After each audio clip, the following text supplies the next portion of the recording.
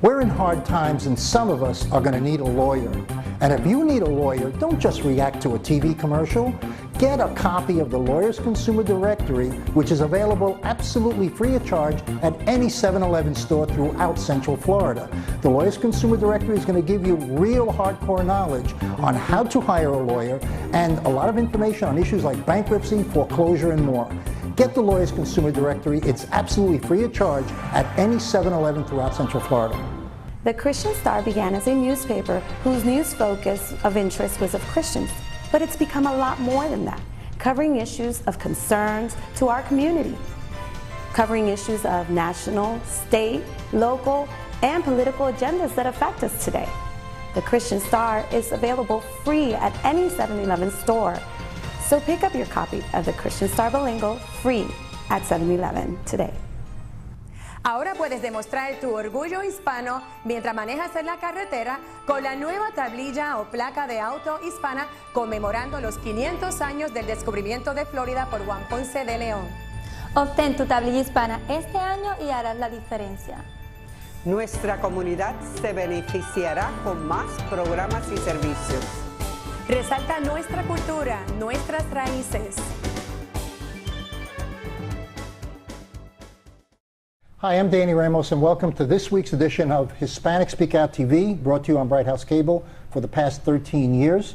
We talk about issues that are important to the Hispanic community, and tonight we have Carol Wick with us. She's the Chief Executive Officer of Harbor House. And also joining us is attorney Marivette Gonzalez, who is a family law attorney. How are you, ladies? Thank you. Okay. Tell us what Harbor House is. Capsulize it for us. Well, we are a provider of services to people who are in abusive relationships or who've gotten out of them. We also provide prevention programs. So it's really a continuum of services from everything from emergency shelter to legal protection to counseling. Okay. And is it mostly women or men or both? We serve both. We served about 1,000 men last year, but the majority of the people that we serve are women and children. And so, depending on the program, we've served about 8,500 people last year. I was very interested and enlightened by the fact that when we talked about the demographics, that approximately 70% of the people that use your service are professionals. They are, and actually most people are surprised by that. Yeah, I was very surprised by that. These are people who are educated, that have had jobs in the past. If they're not holding one now, it's usually because the abuser has forced them to quit their job. But these are people who are educated. They're often from affluent neighborhoods and families, but they've made one bad decision, and that was who they fell in love with. How would you say Harbor House helps the victims of domestic violence? For example, if a woman wants to file a petition, what are the steps that the woman has to take? Well, what we try to do is make sure that anybody who comes into contact with us is safe, because the most dangerous time is when you're leaving that relationship. So whether that's choosing to file an injunction for protection with the courthouse, we're going to help walk you through that process. We have every single one of my programs has people there 24 hours a day, or during the time that it's open, that speak Spanish. So we'll do the translation for you, we'll help safety plan. But I think that's probably the most important thing, is we're going to walk you through what's going on right now and what you need to do for you, your family, your pets to be safe. A lot of people, Marivette, a lot of people don't even know what an injunction is or a petition. Can you tell us what an injunction is and what a petition is and how it relates to a person who's being abused? Well, when a person is abused, if they want the court's assistance or law enforcement assistance to keep the abuser away, they would have to file a petition. A question would be, is that petition going to help? It's a piece of paper. However, it does protect some measure that if the abuser abuses one more time or abuses, they can call law enforcement, and law enforcement can take a role in this. And the person might get arrested. The person might even face criminal charges for battery domestic violence. Right. And actually injunctions allow the protection to go a step further, in that even the abuser can't have anybody contact you. So not even their mother can contact you. They can't text you, they can't Facebook you, they can't contact you in any way. So it just basically says, leave this person alone, and if you don't, you're going to have to go back before a judge and face criminal charges. And another question that comes into mind is, and I say women, but if there's also males that are also victims of domestic violence, But another question is, do victims need an attorney to file these petitions? No, you absolutely do not need an attorney. It's what we call a pro bono process. It means you can represent yourself, just like you can represent yourself in a divorce proceeding as well. And you just can come down to the courthouse. If you're unsure about what to do, instead of stopping on the 3rd floor, go straight on up to room 520, and our advocates are there, and they can help walk you through the process. Would you say the person would be served correctly if they did have an attorney? Would you say that would help them? Well, I think that having an attorney is not a bad thing, especially at the hearing. Talking to an attorney ahead of time, you can actually download the forms from the website and prepare them ahead of time so you aren't sitting there in the courthouse. The main thing is it's so important to be detailed. You have to give dates, times, witnesses, exact quotes of what was said or pictures of injuries, and we can actually take photographs for you. So if you have somebody that you know is an attorney, or you can go and see an attorney and help them prepare that petition, that's really important, because you don't see the judge until that petition is approved, and then a hearing is set 14 days later. Since we're educating the public, so you're saying Harbor House will assist the person. They don't necessarily need an attorney. However, as from my experience, it would be good to speak to an attorney. So you agree on that? And also, as an attorney, being in a domestic violence courtroom, I also find it frustrating that sometimes the victims don't write the correct language on the petition. They may be scared. Right. They may be in fear, but they don't write that. And unfortunately, Harbor House is there to help them, but they can't give legal advice. Right. Is there anything being worked on where attorneys would be more involved in the process? We're actually launching a pro bono attorney recruitment process. So we do have some funds for attorneys, but it's very, very small. So what we're doing is going out and educating attorneys about the opportunities to volunteer to help with not only injunction representation, but maybe deposition representation on the criminal side, immigration issues, and making sure that people have that legal representation. We're also partnering with FAMU Law School, and they're going to be coming out and providing interns who will be able to give that legal advice, who will be able to help people file those petitions and prepare them properly. So it's really a good idea, though. We can't tell you how to fill it out. We can't tell you what to say, but we can be there as a support mechanism. You talked about petitions. Petitions is a piece of paper. Right. Okay, it's a psychological thing. If a guy or a woman really wants to do damage to their spouse or their partner, okay, that piece of paper is not going to stop them. It's not a bulletproof vest. Now, we talked a little bit about that situation that happened in the hair salon. Can both of you go over that? Well, I think in that situation there was a temporary injunction for protection in place. So paperwork was there. The paperwork was there. They were going for a hearing later that day, and he came and shot her and then killed many of the patrons that were there at the salon, including some of her co-workers. She actually survived her injuries, but many people were gunned down that were just there getting their hair done, and they didn't even have any knowledge of the person who was causing the problems. So, in that case, the injunction did not work. That's why you have to be really clear of your partner, the threats that your partner's making, the mental state of your partner. But we find that most people tell us, oh, he would never go that far. I know him, I know he won't do that. And oftentimes we hear that from family members when they're grieving over the death of a loved one. I never thought it would happen, that this would go this far. And so we always tell people, don't ever underestimate the person, especially if they're threatening to kill you or they're threatening to kill themselves. Threatening to kill themselves is actually almost more dangerous, because then they don't care what the law says. They're not worried about going to jail. So they're willing to just really hurt or do anything to make sure that you don't leave. And unfortunately, sometimes we can't prevent these occurrences from happening. But I was speaking to Carol before.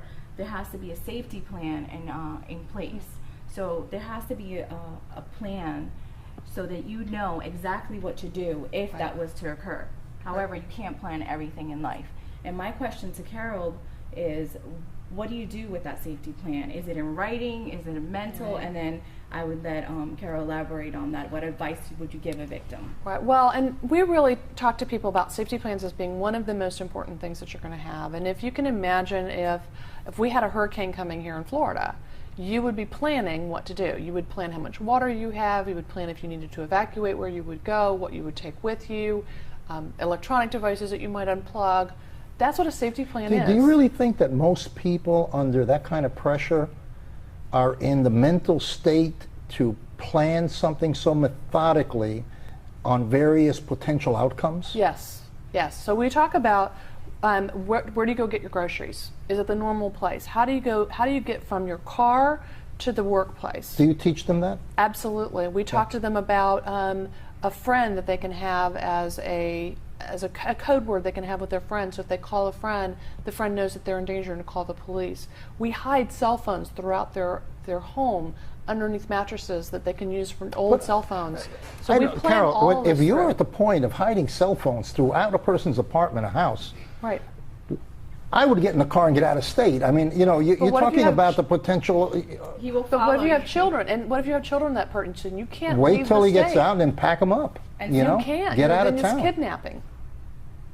Well, that's a different story. Kidnapping? Well, Kidnapping? it's You're a not. lawyer. It's Is not a that- different No, story. it's actually It's not a different very story. realistic. Yeah. And actually, the safety plan, they do need to hear it. That's why education is so important. Right. Because you do need a safety plan because, like you said, you're not in the mind frame to think. It's second nature. Right. Okay, I have a safety plan. I go to Publix every day after work. He knows that. So I'm not going to Publix. I need groceries. I'll change to Winn-Dixie or something. They've already programmed But you're, that in their head. at that point of the safety plan, you're still living in the house. You're not living in the house, so you're obviously out of the house. Maybe, but you know, the thing you have to understand is that if you're in a relationship with someone, especially if you have children, and most of the survivors that we work with have been in that relationship for up to 5 years by the time they leave. So this is a long-term relationship. This person knows where your friends are, they know where your family lives, they know where you go to church, all of these things that are your life. So if you decide to leave this relationship, you know, really, why is it fair that you should have to give up your entire life and go hide so that this person will leave you alone? You know, you need to be able to continue to pay your bills, have your children go to school, do all of those But things. again, that's provided the person respects the law, because Right. when you have a person who's mentally unbalanced or emotionally unbalanced, there's no control factor. But part of because the the- cop is not going to be there 24/7. Right, absolutely, which is why the safety plan is so important. And if you have, you know then that you have the option to come into emergency shelter. And so if you need to be, if it gets so dangerous that this person is ignoring an injunction for protection, repeatedly violating it, law enforcement, for whatever reason, cannot make him stop, because unfortunately, 92% of people arrested for domestic violence are released without charges. So if that's what's happening to you, then you have to make sure that you're safe. And a lot of times it does fall on the victim's shoulders to protect themselves, to protect their children, and to protect their family. And sometimes the person that's filing the petition, that it's not in such a good financial position, may withdraw the petition. Right. But it's a cycle. So then, once again, when they have to file another petition, now because they've gone through the Harbor House, they know what to do when filing the petition. What is your capacity to handle clients? We never turn anybody away. So if you're in danger, you come to us. Well, what we're is your gonna provide- capacity? How many people can you handle? I mean, there's got to be a limit.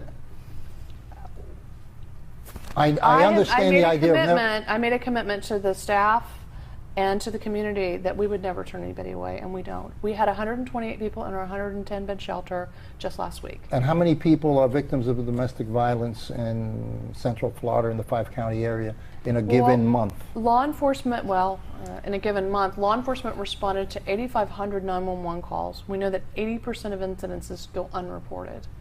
So you start doing the math. There was a new study done by the World Health Organization that showed that 1 out of every 3 women will be abused by their partner. So what you're saying is you'll never turn anyone away as long as they come to you, but there's no way we go to them too. So what we do is if someone finds out that someone is a survivor of domestic violence or in an abusive relationship and they need help, we work with businesses. So we are now working with over 120 businesses in Orange County in Central Florida, and they call us, we respond to the business, we go out and work with them. So part of what we're trying to do is get doctors to screen, get hospitals to screen. We've trained every single firefighter in Orange County. So we don't want to just rely on You're law an Orange enforcement. County mechanism? Well, we serve, we do community-based housing in Orange, Osceola, and Seminole counties. Our shelter is located in Orange County. We do legal services only in Orange County.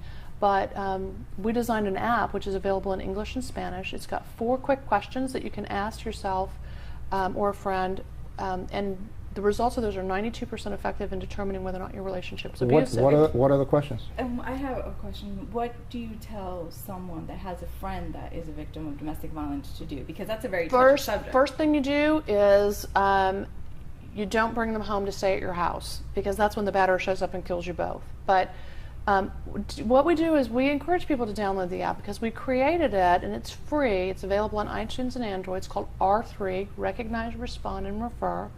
And what we encourage people to do is ask the questions, because most people don't want to admit that they're in an abusive relationship. And the 4 questions are... We're going to take... Oh, sorry. Okay, no, that's all right. We're going to take a break right now, and I want to get to the questions. Okay. If you come back in the next 2 minutes, you'll get to find out what those 4 questions are that determine whether you are abused or not in a relationship.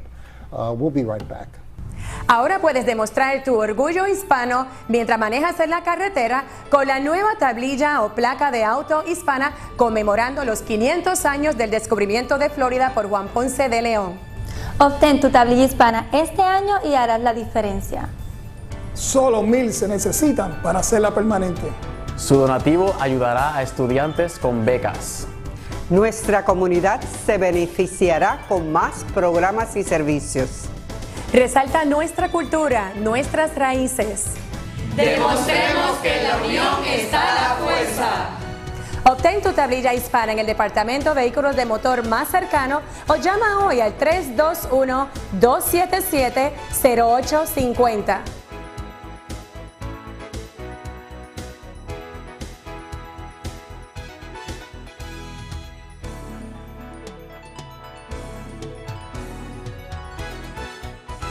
We're in hard times, and some of us are going to need a lawyer. And if you need a lawyer, don't just react to a TV commercial. Get a copy of the Lawyers Consumer Directory, which is available absolutely free of charge at any 7-Eleven store throughout Central Florida. The Lawyers Consumer Directory is going to give you real hardcore knowledge on how to hire a lawyer and a lot of information on issues like bankruptcy, foreclosure, and more. Get the Lawyers Consumer Directory. It's absolutely free of charge at any 7-Eleven throughout Central Florida. The Christian Star began as a newspaper whose news focus of interest was of Christians, but it's become a lot more than that, covering issues of concerns to our community, covering issues of national, state, local, and political agendas that affect us today. The Christian Star is available free at any 7-Eleven store. So pick up your copy of the Christian Star Bilingual free at 7-Eleven today. Hi, I'm Danny Ramos, and welcome back to Hispanic Speak Out TV. We've been on Bright House 13 years, and we're here serving the community, bringing you topics of interest. We're here with Harbor House and talking about abusive relationships and the dangers in those relationships. And I'm also here with attorney Marivette Gonzalez, who is a specialist in family law, and Carol Wick, who is the executive director, CEO of Harbor House. Just before the break, we were talking about the 4 questions that somebody should ask themselves.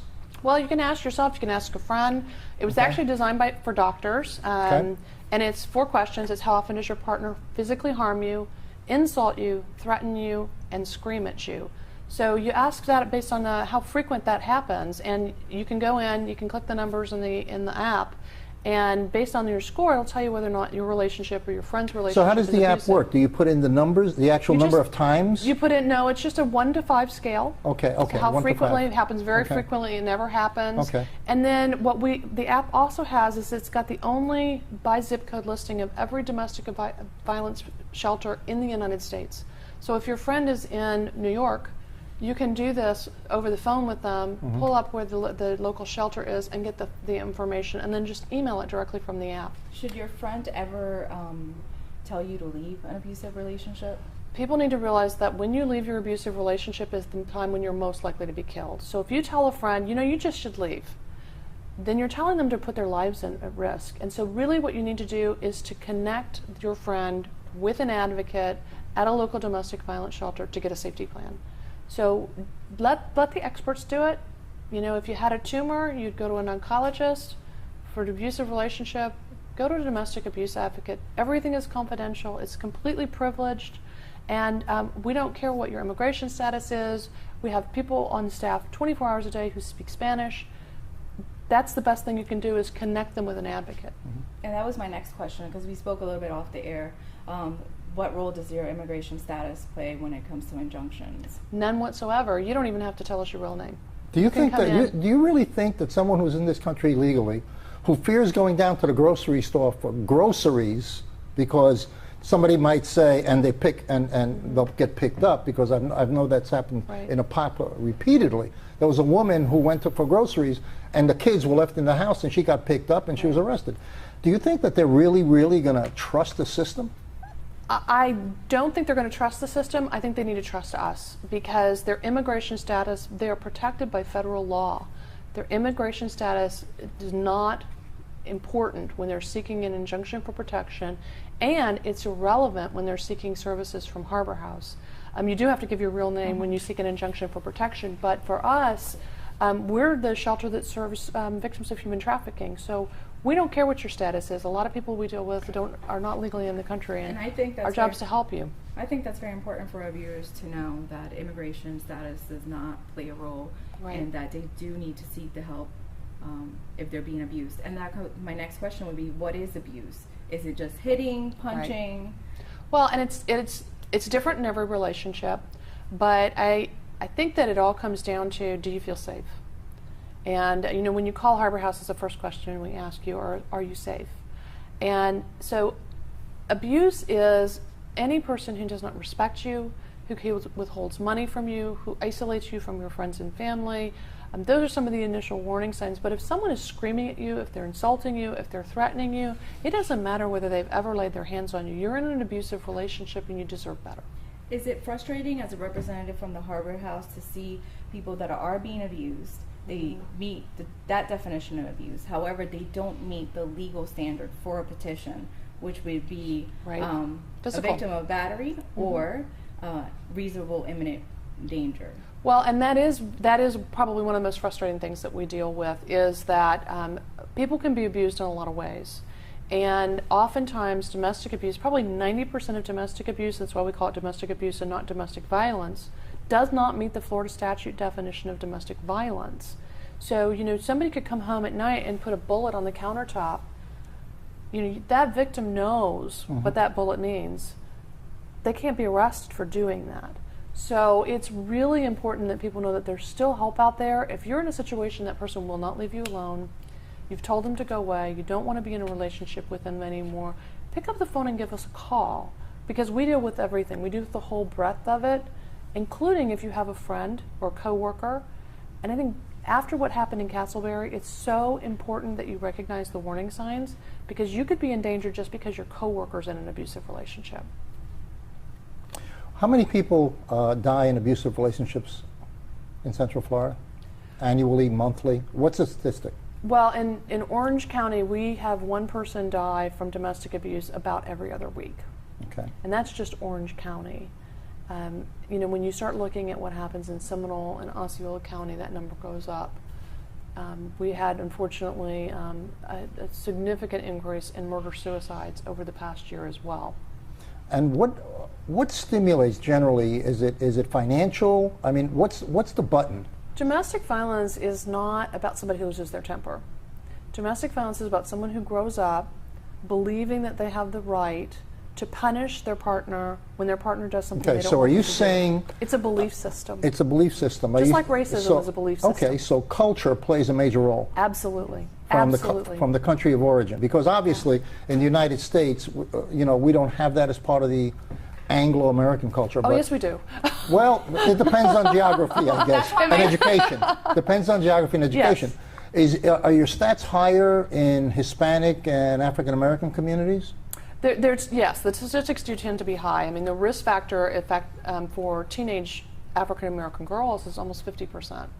So, you know, it's like 1 in 2 girls is likely to be abused by their intimate partner before they turn 18. So dating violence is a significant problem. So it is cultural, and we do see higher numbers in, say, the Hispanic community, but then, and in the Haitian community, where especially if you have someone who comes from a country that domestic violence really isn't either illegal or enforced. So in China, that's every third world country. Well, China just had their first domestic violence law about a year ago. Mm-hmm. Yeah, and then we don't have the numbers for the unreported domestic violence. Right. Mm-hmm. Right, and I think that's even compounds it, is when you come from a culture that doesn't trust law enforcement or the system, then you're less likely to seek help, so you're more likely to have unreported domestic violence in that community. Just real quick, we only have 2 minutes left. What was this thing with the GPS that failed? Just get in a minute. We had designed a really great system where we were able to pay for GPS monitoring in civil injunction cases, where if the perpetrator violated the injunction and came after the victim, law enforcement would respond to the victim to protect them from the batterer. It was working very, very well, but unfortunately we lost funding with all of the confusion that happened around the criminal GPS and the home confinement system. And that was the big part, because for the civil injunctions, the person being placed on the GPS monitoring would not have to pay it. That's what the funding would be for. Whereas in criminal cases, the defendant would have to pay for the GPS. Mm-hmm. They've been convicted of a crime. Yes. Okay. What is the most important thing you can tell a person that is in that condition right now who's watching? Pick up the phone and call our hotline, and do it now. Don't wait. Wait till you're in a safe place by yourself so you can pick up the phone and call us, but talk to an advocate. Give us 15 minutes. I've always heard that, no, honey, I didn't mean it, you know, forgive me, and then the repeat performance, you know, the next time. Yeah. Is that dominant? It will not stop. It will not stop. That's what I was the question I wanted to get. There is counseling available for batterers, separate from it's not couples counseling, but there's counseling available for batterers, but abuse will not stop. It will just get worse. Okay. And sometimes it's frustrating because you'll see the same victims filing petitions, the one that withdrew the petition. But I think it's very important to know that it's a cycle, and they are in an abusive relationship, so they do still need help. And a lot of people do not understand that. Right. But we can help you through that process. Okay. This is Danny Ramos on Hispanic Speak Out TV. Thank you, Carol, and thank you. Our family attorney here, Marivette Gonzalez. Write down the number that you see on the screen. You'll have the number for Harbor House, and you'll have the number for Marivette Gonzalez, attorney at law. Use the numbers, use the websites, okay, and don't hesitate to call. Your life may be in danger. This is Danny Ramos. We'll see you next week. Thank you, ladies. We'll see you next Tuesday night, 9:30 p.m. Thank you.